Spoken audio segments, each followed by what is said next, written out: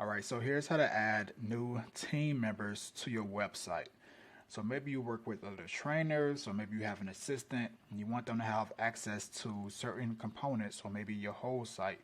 This is how you will go ahead and do that so they can have access. So on the dashboard, the left hand menu, we're going to scroll down to the very bottom and click on the settings.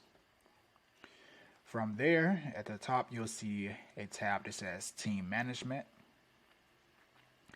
and then Team, number of employees. So what you can do is just click on Add Employee, and then you're going to click on User Info.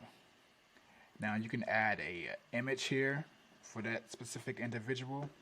Then you can go ahead and add their name, last name, email, phone number. Then you can create a password for them. All right. So if you do create a password for them, don't click on Reset Password.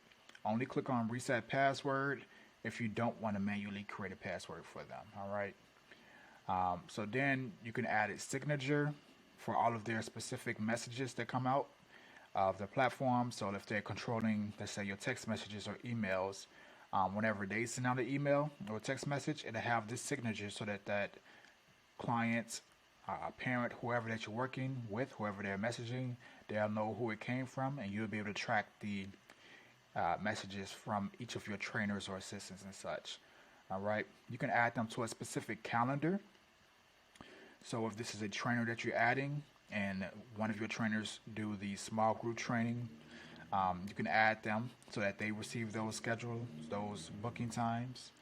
You can give them certain permissions on a website. So let's say you don't want them to access the funnels, right? Or anything in the site. Only thing you want them to access is the conversations, which is the messages and text messages, and then the appointments. You can go ahead and check off everything else so that way they don't see anything that they're not supposed to see, or have control over anything that they don't need control over, right? Then you can give them the user role. So they can be a user, they can be an admin, whatever you prefer. So call. So basically, this is like inbound calling a specific number for them.